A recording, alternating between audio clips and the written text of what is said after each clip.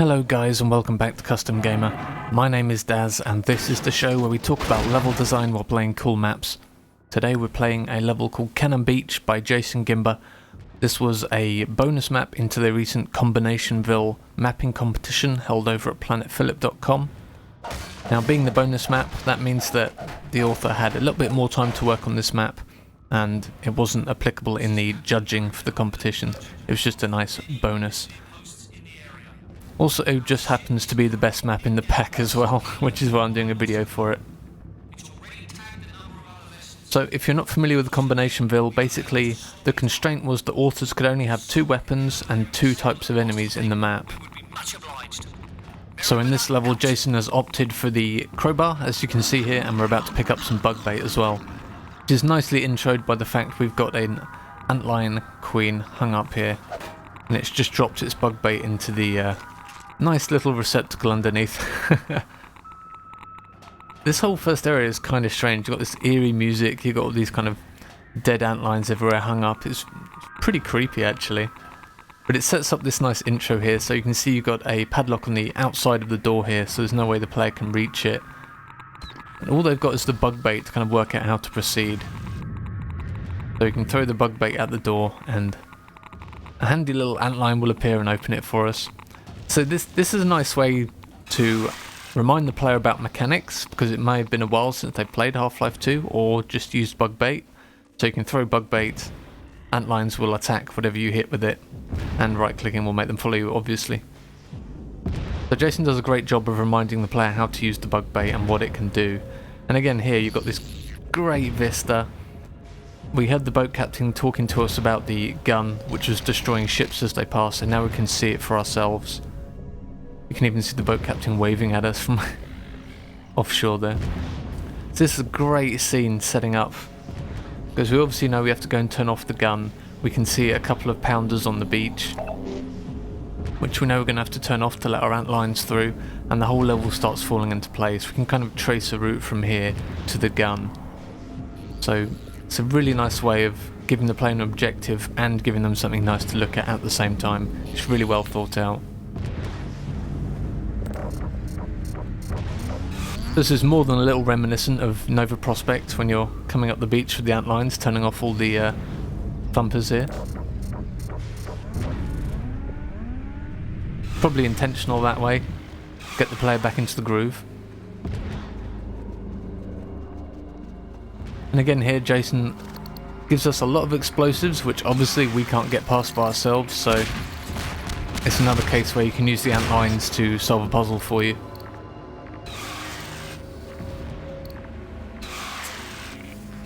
And generally I think the trending theme for this map is that Jason just does a great job of explaining what needs to be done with environment alone, never resorting to any kind of heavy-handed tactics like text on the screen or NPCs shouting really obvious instructions at you.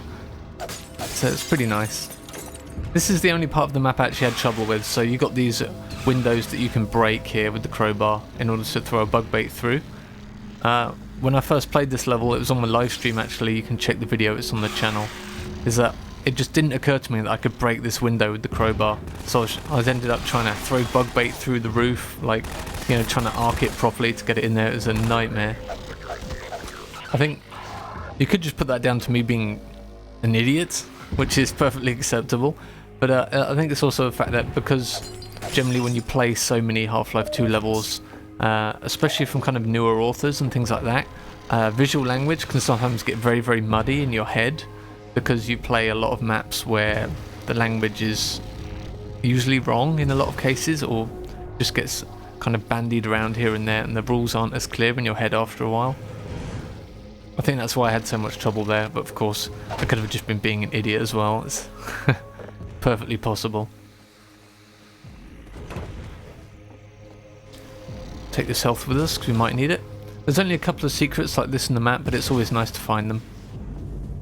And again here we've got another thumper. I like that when you turn this one off you have to be facing back towards the building, because the doors open and the combined soldiers start rushing out. So it's a nice way to get the player to look in the right direction. Now we can get our lovely antlines to murder everything for us. Now we can get inside and turn off this gun. Now I like the shelving here in this room because typically a player would just walk straight through here without noticing anything if there's just a direct route to the next door, but having to walk around the shelves like this, it makes the player actually look at the room and find out a way to progress rather than just running with the blinders on straight through. It's a really simple tactic to just get players to, you know, take notice of the environment. If you put something in their way, they have to stop and think how they're going to get past it. Even if it's something as simple as that, where, you know, it's just some shelves in the way, you have to turn right to get around them. But if it was just a completely clear route in front of me, I would have just walked straight through that room without looking at anything. And in actual fact, there's a couple of interesting things to look at in that room. There's some stuff that you can pick up. There's, of course, the locked combine door, which is important for later on. Here's another nice little touch. You've got some light coming in through the window where the player can break through. It just gives a nice little highlight to the environment so that it catches the player's eye, so they notice that there's a window there that they can break through. There's just lots of little small things like this which really build up to give the level a really polished feel. That's something Jason does really, really well. If you remember, his Forest Train map as well was another great map for just spotting all these tiny little things which kind of nudge players in the right direction. A nice little tactic here. Something that I've never really used that much in Half-Life 2, but is a really cool feature, is that throwing a bug bait directly on an enemy will kind of put them in a stunned state like that.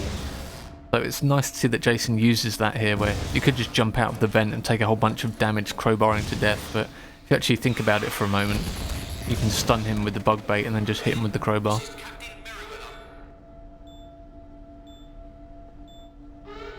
Now we can look through the binoculars and get the next part of the story. Interestingly, I got a little bit confused here as well my first time through the map. I don't think the binoculars are identified well enough as being interactive, and considering you need to use them to trigger the next part of the map, that could be an issue. I was looking more for a radio. It just felt really weird that the guy's voice was coming from these combined binoculars, so I think it would have felt better if there was just a radio somewhere that you could go and listen to. Now we get the next part of the map, which is a really nice kind of segue. So Jason does a couple of important things here which really help push the action forward. So you've got some more combine coming down the stairs here, you clean them out. And then on the way back down the building, the way you came in through the double doors here is now locked. So it stops the player backtracking through the first section of the map. And that's important just because it'd be very easy for a player to just go back through the front door that they came in from for absolutely no reason. There's nothing back there you can do. You'd just be walking around and getting completely confused and lost. So Jason closes those doors and opens these ones just to make the player carry on the correct path. Now we get some cool hide and seek gameplay with the Strider here. So again, you can use the antlines as kind of bait to bait out his attacks so you can get past fairly safely.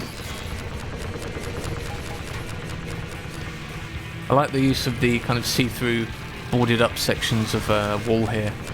It provides you cover from the Strider but still lets you see where it is. It's pretty cool. Nice idea. I like it. And again, using the antlines as bait so that you can run past these long sections where there's no cover is a very cool idea.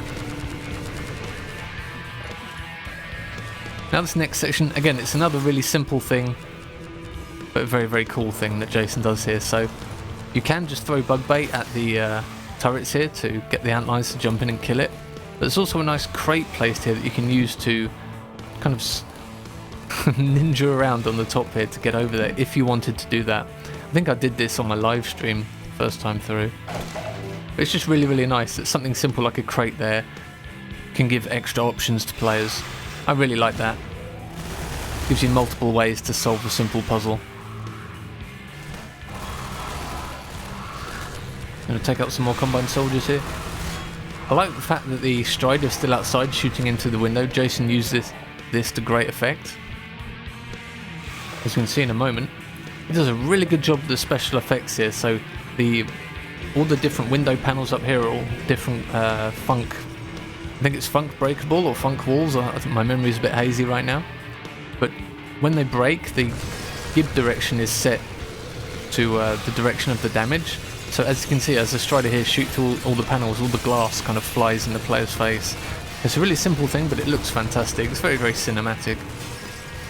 Really nice presentation there. It looks really, really cool. So again, we can try and use our antlines as bait a little bit.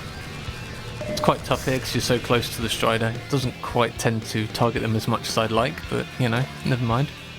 Not too bad getting through here.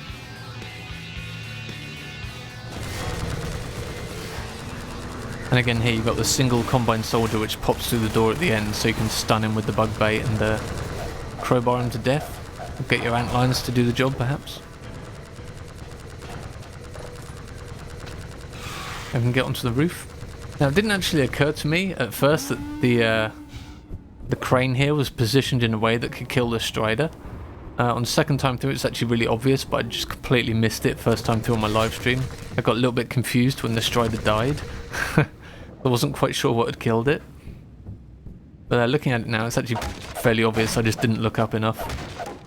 You can break all the structure here and it falls down and kills him. Again, really, really nice presentation here. You really hear the crack of it hitting him like that. And then you get a nice little riff of the music at the end. Just excellent presentation all round, really. Now with the strider dispatched, we can ride the crane all the way back to the beginning of the map. And again, you get a nice reuse of the vista. I talk about this a lot in maps, but it's really, really important that if you're going to spend this much time on an area like this, get as much use out of it as you can. Reuse the vista as much as possible, let the player re-enter it from different angles. It really gives the feeling of that the player is exploring this well fleshed out place. And purely from a level design perspective, the player has come in a giant loop here, so if you wanted to carry the level on, you could have another piece of gameplay kick off here and the player could carry on. So it's really, really well thought out map. It feels like it's a small piece of a much greater whole, which is nice. I'm looking forward to my next Jason Gimba map because he's really hit his stride now, I think. Alright guys, more videos coming soon.